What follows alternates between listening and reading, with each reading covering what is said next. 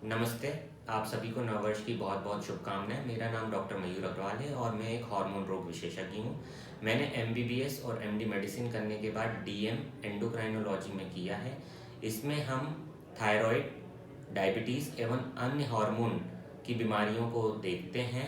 आज मैं आपसे डायबिटीज़ के बारे में कुछ मुख्य जानकारी साझा करूँगा। डायबिटीज़, जिसे हिंदी में मधुमेह कहते हैं या सरल भाषा में शुगर की बीमारी कहते हैं, पश्चिमी देशों की तरह आज भारत में भी ये तेज़ी से बढ़ रहा है। लगभग 10 में से एक व्यक्ति को भारत में डायबिटीज़ की बीमारी है और ये तेज़ी से और ज़्यादा बढ़ रही है।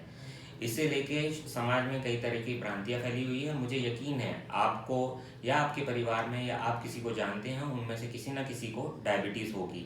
मेरा उद्देश्य आपको डायबिटीज़ के बारे में जागरूक बनाना है तथा कुछ बेसिक चीज़ें आपको डायबिटीज़ के बारे में बताना है। आपके मन में कई सवाल होंगे, जैसे कि डायबिटीज़ क्या है, किस शुगर की मात्रा को हम डायबिटीज़ कहेंगे, क्या डायबिटीज़ में सभी मरीजों को दवाई लेना पड़ेगी, दवाई एक बार शुरू होने के बाद क्या ज़िंदगी भर लेना पड़ेगी, और इंसुलिन को लेके भी कई सवाल होंगे, जैसे कि इंसुलिन कब लगाया जाता है, कैसे लगाया जाता है, क्या इंसुलिन के कोई साइड इफ़ेक्ट हैं या इंसुलिन की ज़िंदगी भर आदत पड़ सकती है। ऐसे ही कई और आपके सवाल होंगे। मैं कुछ सवालों के जवाब यहाँ पर आपको दूंगा। पहले, डायबिटीज़ क्या है? तो इसमें शुगर की मात्रा बढ़ती है 126 मिलीग्राम परसेंट खाली पेट या 200 से ज़्यादा शुगर भरे पेट को हम डायबिटीज़ कहते हैं, तथा HbA1c जो कि 3 महीने की औसतन शुगर होती है, अगर ये 6.5% से ज़्यादा है तो इसे डायबिटीज़ कहते हैं। ऐसा नहीं है कि सारे मरीजों को डायबिटीज़ होने के बाद दवा शुरू करनी पड़ेगी। सबसे पहले हम व्यायाम और खाने पीने के में परिवर्तन करके शुगर को कंट्रोल करने की कोशिश करते हैं। अगर शुगर फिर भी कंट्रोल नहीं होती है तो हम दवाई शुरू करते हैं। लेकिन इसमें कई लोग पूछते हैं कि सबसे अच्छी दवाई कौन सी है।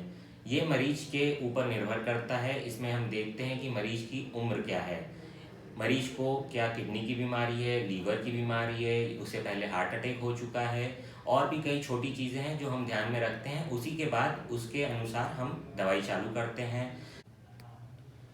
डायबिटीज़ प्रमुखतः दो प्रकार की होती है, टाइप 1 और टाइप 2।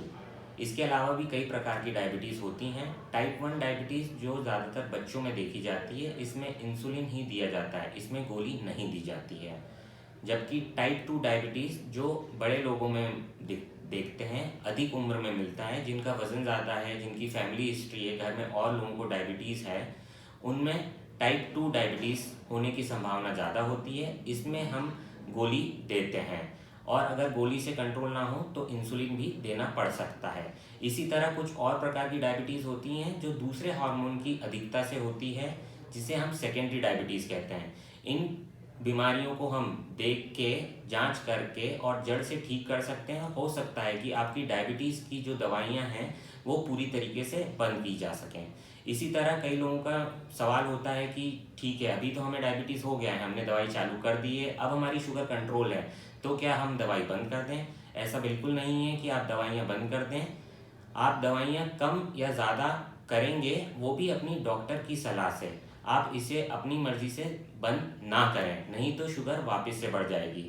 दूसरा क्वेश्चन ये होता है कि ठीक है, डायबिटीज़ है, दवाई हम क्यों लें? शुगर बढ़ रही है तो क्या हो जाएगा? शुगर अगर बढ़ रही है तो आपको ये समझना होगा कि डायबिटीज़ जो है क्रोनिक बीमारी है, ये लंबे समय की बीमारी है। इससे आपकी आँख, नसें, गुर्दे सभी पे असर होगा और इसमें दिक्कत आ सकती है। साथ ही अगर बहुत ज़्यादा शुगर बढ़ जाए तो इसमें इमरजेंसी कंडीशन भी हो सकती है, जिसे हम डायबिटिक केटोएसिडोसिस या हाइपर ऑस्मोलर कोमा कहते हैं, और इसमें मरीज की जान भी जा सकती है। इसी तरह हमारे पास कई मरीज आते हैं, उन्हें खाने के संबंध में लेके कई ज़्यादा कन्फ्यूजन है, जैसे कि चावल खाना है कि नहीं खाना है। कुछ डॉक्टर्स चावल खाने के लिए मना कर देते हैं, ये बिल्कुल गलत है। आप चावल खा सकते हैं, इसमें कोई दिक्कत नहीं है। फल मीठे होते हैं, लेकिन आप उन्हें लिमिटेड अमाउंट में खा सकते हैं। इसी तरह कुछ लोग सोचते हैं कि शक्कर ना खाएं लेकिन शहद या गुड़ खा सकते हैं, ये बिल्कुल गलत है। इनसे भी आपकी शुगर बढ़ेगी, ये आप नहीं खाएंगे। आशा करता हूँ आपको इस वीडियो से कुछ सवालों के जवाब मिले होंगे। अगर आपके और कोई सवाल हैं और कोई जिज्ञासा है या आप मुझसे परामर्श करना चाहते हैं तो आप मुझसे हमारे शहर हरदा में मिल सकते हैं। मैं 3 एवं 4 जनवरी रविवार और सोमवार को उपलब्ध रहूँगा। धन्यवाद।